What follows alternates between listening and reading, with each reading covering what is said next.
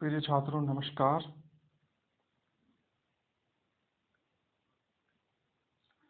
आज हम electronic components of practice code EL 201 विषय के थर्ड लेक्चर में चैप्टर फर्स्ट रजिस्टर में टॉपिक फिक्स टाइप रजिस्टर्स का अध्ययन करेंगे, जिसमें 4 प्रकार के बताए गए हैं फिक्स टाइप रजिस्टर्स। आज हम प्रथम 2 का अध्ययन करेंगे, कार्बन कंपोजिट रजिस्टर और कार्बन फिल्म टाइप रजिस्टर्स के बारे में जानेंगे।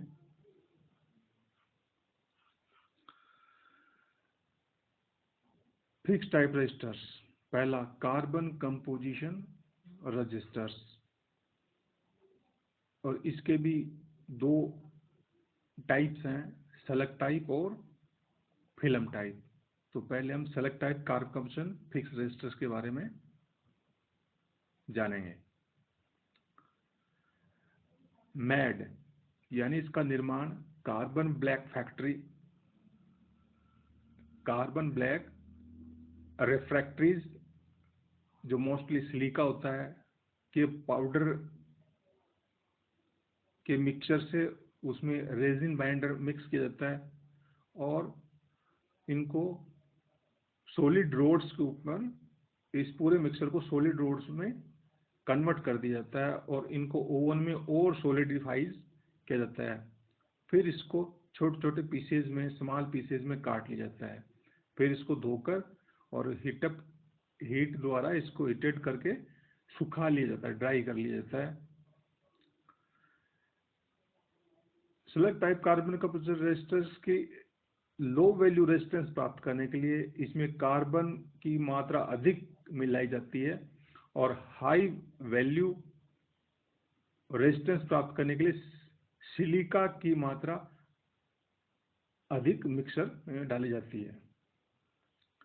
इस टाइप के रेजिस्टर्स के एंड कनेक्शन यानी लेग्स को या लीड्स को निर्माण करने के लिए सबसे पहले इसके सिरों पर मेटल स्प्रे किया जाता है एंड सिरों पर, और उसके बाद उस पर soldering copper tinning method apply जाता है और वायर को एंड्स पर लपेट दिया जाता है। इन्हीं एंड सिरों पर मेटल कैप भी फिट की जाती है और इसमें already axial lead wires embedded यानी उसमें पहले से ही धसे रहते हैं और उनके अंदर मिले होते हैं उस छोटे पीस की एंड सिरों की बॉडी के अंदर, यानी एम्बेडेड होते हैं। जैसे चित्र में दिखा रखा है, पहले में मेटल स्प्रे एंड सिरों पे कर रखा है और वायर को वाउंड किया हुआ है। दूसरे से में एंड, दूसरे चित्र जो दे रखा है उसमें एंड कैप्स फिटिंग दिखा रखी है और तीसरे में लीड वायर इस कार्बन कंपोजिशन कटे हुए पीस के एंड सिरों पर एम्बेडेड लीड धसी होती है और इस प्रकार इस रजिस्टर का निर्माण किया जाता है। इसमें और भी आगे की प्रक्रिया होती है, जिसमें इसको कवर वगैरह चढ़ाना, इसकी वैल्यू का निर्धारण करना। तो कट जो पीसेस का छोटे छोटे कट किए जाते हैं, उन पीसेस की साइज के आधार पर इनकी वैल्यू का निर्धारण किया जाता है। इनके प्रोटेक्शन के लिए फेनोलिक प्लास्टिक जैकेट इनके ऊपर कवर किए जाते हैं, जो इंसुलेटिंग केस की तरह और मॉइस्चर के बैरियर के रूप में कार्य करते हैं। देखिए मैंने पूरे बताया, इनकी रेजिस्टेंस का कैलकुलेट करके और टेस्टिंग करके इन पर कलर कोडिंग की जाती है। और अगर रेजिस्टेंस की साइज छोटी है तो कलर कोडिंग होगी, और अगर रेजिस्टेंस साइज बड़ी है तो उस पर वैल्यू को अंकित किया जाता है, लेबल द्वारा लेबल लगा जाता है इसकी वैल्यू का। तो ये इसमें इस चित्र में दिखाया जैसे इसमें आवरण बार की साइड का जो है वो प्लास्टिक या फेनोलिक जैकेट है। एम्बेडेड लीड इसके सिरों में धसी होती है और रजिस्ट्री सील सलग इसके सेंटर पार्ट में पूरे में होता है।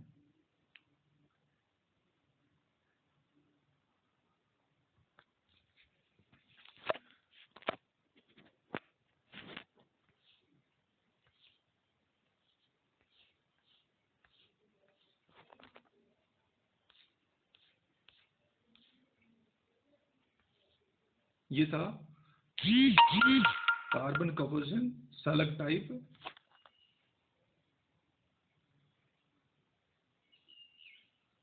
Register. Film type carbon composition का अध्ययन करते हैं। इसका निर्माण कैसे करते हैं? इसके लिए हॉट ग्लास कैपिलरी ट्यूब यानी खोखली ग्लास की ट्यूब को एक सॉल्यूशन जिसमें से इसको गुजारा जाता है, जिससे इसके ऊपर कार्बन बैग और फैक्ट्री और रेजिन बाइंडर का फिल्म इसके ऊपर डिपॉजिट हो जाती है इस ग्लास कैपिलरी ट्यूब के सतह पर। Thickness of coated film decided the value of resistance, यानी रेजिस्टेंस का मान जो फिल्म की जो मोटाई है उसके आधार से निर्धारित होती है। और इस कोटेड ट्यूब को छोटे छोटे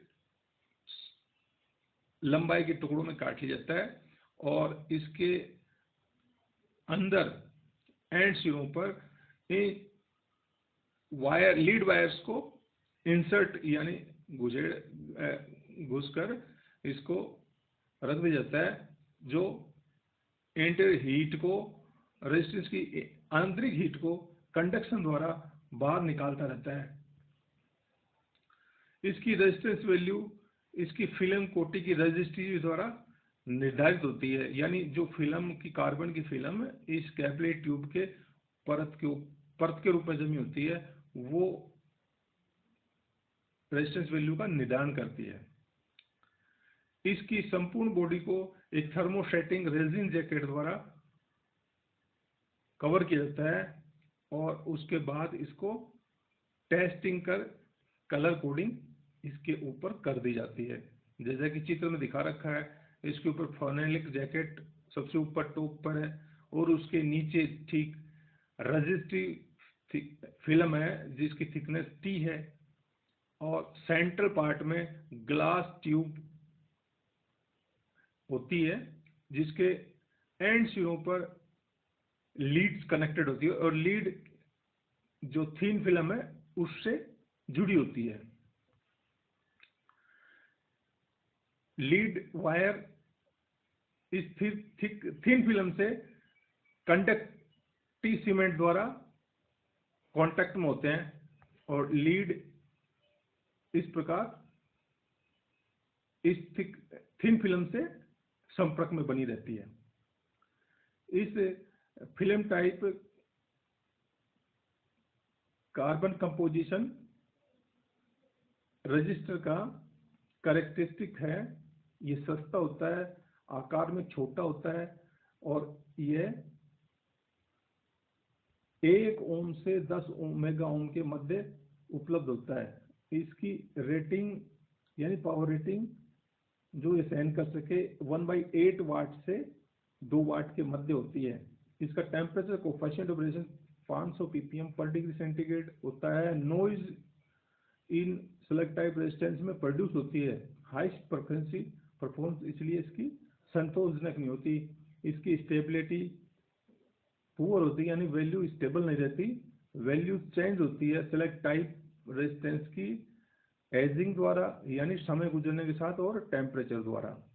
इन दोनों से रेजिस्टेंस की वैल्यू प्रभावित होती है। समय जैसे से गुजरता जाएगा और टेम्परेचर उतार चढ़ाव होंगे उससे इसकी वैल्यू सेलेक्ट टाइप रेजिस्टर की बदल जाती है।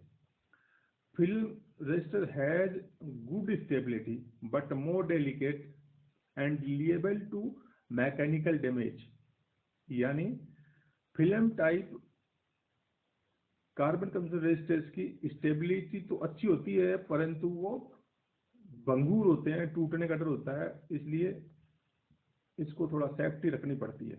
ताकि मैकेनिकल डैमेज से बचाया जा सके। ये थे carbon composition, film type register और सेलेक्ट टाइप रजिस्टर्स।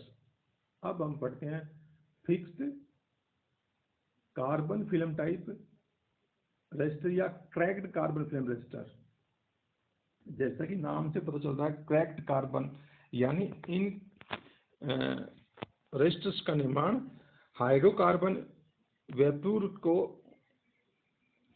तोड़कर कार्बन की लगातार डिपॉजिटिंग इनकी सतह पर की जाती है, सेरेमिक सबस्ट्रेट पर, जिससे ये कार्बन फिल्म तैयार होती है। और ये कार्बन फिल्म सेम वैसे ही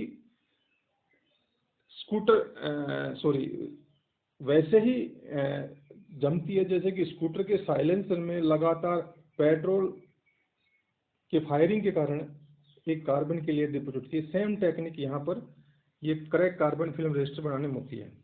फिल्म थिकनेस कंट्रोल करके रेजिस्टेंस की वैल्यू को कंट्रोल किया जा सकता है, और by controlling carbon vapour pressure, firing temperature, exposure time यानी कितने समय के लिए हाइड्रोकार्बन एक्सपोज हुआ, इससे इसकी वैल्यू को कंट्रोल किया जा सकता है। और इसकी रेजिस्टेंस वैल्यू बढ़ाने के लिए इस फिल्म के एंड सिरों के मध्य स्पायरलिंग टेक्निकल अप्लाई की जाती है, जिससे स्पायरलिंग लेंथ लंबी होने से रेजिस्टेंस की वैल्यू भी बढ़ जाती है। जैसा कि चित्र में दिखा रहा है, इस सेंटर में जिग जैग फॉर्म में यानी एक स्प्रिंग की तरह नजर आ रहा जो भाग है, वो सेरेमिक सबस्ट्रेट के ऊपर एक कार्बन की फिल्म है जो कार्बन ट्रैक का निर्माण करती है, यानी कार्बन ट्रैक फॉर्मिंग रेजिस्टिव पथ का निर्माण करती है। और जो जगह खाली दिखाई दे रही है वो कार्बन वहां से हटा दिया जाए कार्बन को स्पायरलिंग टेक्निक द्वारा। और ये जो फिल्म इस प्रकार तैयार होती है, उनके एंड सिरे एंड कैप से कनेक्टेड होते हैं, जिससे करंट इस पूरी फिल्म में, स्पाइरल फिल्म में से गुजरता है, तो रेजिस्टेंस उसको महसूस होता है और एज ए रेजिस्टेंस ये पूरी बॉडी बिहेव करती है। साथ ही क्योंकि दोनों एंड सिरों के मध्य और कंप्लीट इसके बॉडी के ऊपर एक प्रोटेक्टिव बॉडी कवरिंग चढ़ा दी जाती है। तो ये है एक cross sectional view of carbon film register का दिखा रखा है। Spiralling technique to obtain desired resistance value on carbon coated rods, the groove is cut which is known as spiraling। यानी हमें इच्छित रेजिस्टेंस वैल्यू का कार्बन कोटेड रोड्स के ऊपर प्राप्त करने के लिए ग्रूव यानी एक बार किए हुए कट बनाए जाते हैं, और जिसे हम स्पायरलिंग कहते हैं। अगर स्पायरलिंग की लेंथ लंबी होगी तो कार्बन की ट्रैक का जो इफेक्ट है वो बढ़ जाएगा, यानी रेजिस्टेंस वैल्यू बढ़ जाएगी। इसकी टॉलरेंस निर्धारण करने के लिए दो तरीके से इसको निर्धारित होती है। एक ऑटोमेटिक डायमंड व्हील द्वारा इसमें 2 से 5% टॉलरेंस मिलती है, जबकि अगर हैंड कंट्रोल डायमंड व्हील का यूज किया जाए तो 1% ही टॉलरेंस हमें प्राप्त होती है।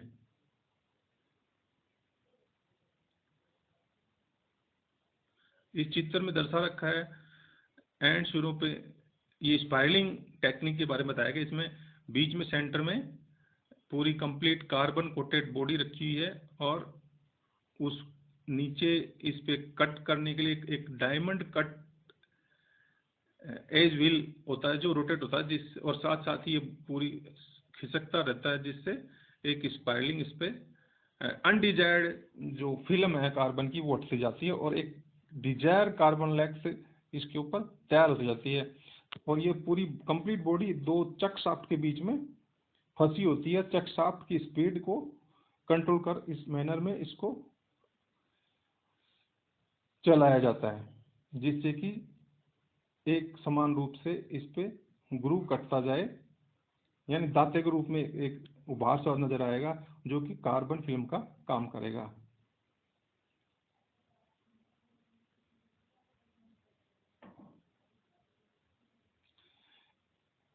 इसके सिरों पर एंड कैप फिट करने के लिए ब्रास से बने हुए कैप्स लगाए जाते हैं, जो ऑलरेडी लीड से सोल्डरिंग किए होते हैं। जैसा कि चित्र में दिखा रखा है, कैप दिखा रखे हैं, और ये ब्रास कैप है और इनके एंड पर लीड कनेक्टेड है, यानी एक लंबा वायर दोनों तरफ का, दोनों सिरों पर जुड़ा होता है, जो सोल्डर किया होता है। और इस कैप को फोर्स के द्वारा इस स्पाइडर स्ट्रिप के सिरों पर फंसा दिया जाता है और फिक्स कर दिया जाता है। Protective layers. Film is very delicate to avoid damage of track.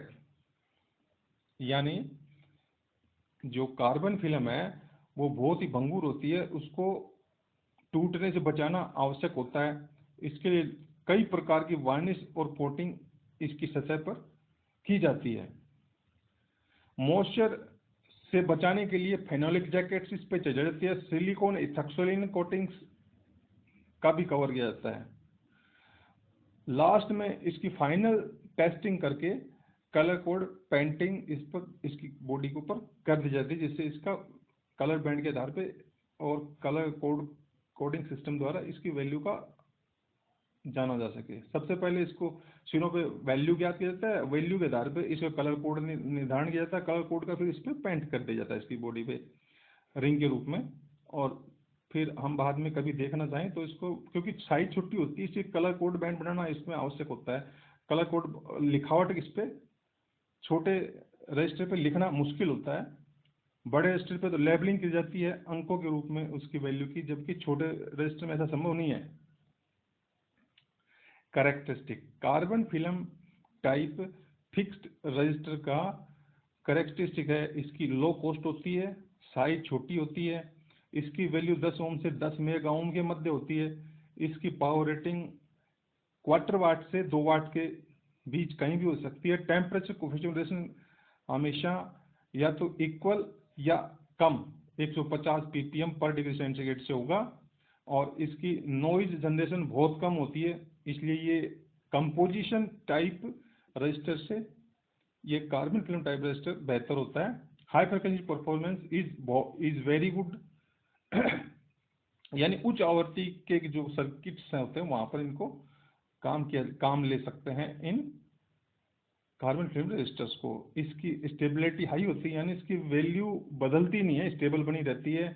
और इसकी टॉलरेंस मुख्यतः प्लस माइनस के अंदर 5% टॉलरेंस होती है। 5% टॉलरेंस का मतलब हुआ कि इसकी जो वैल्यू है उस वैल्यू में 5% बढ़ भी सकती है और 5% कम भी हो सकती है, इनका कहीं भी मध्य में हो सकता है, ये इसकी टॉलरेंस होती है। तो आज के लिए इतना ही काफ़ी है, और ये चैप्टर यहीं पर यहीं विराम करते हैं। आपको ये पूरा समझ में आया होगा, ऐसा उम्मीद है। और हाँ, मैंने हिंदी में बताया है, तो आप जो जिसको हिंदी समझ नहीं है तो वो हिंदी में लिख सकता है इसको। Thank you.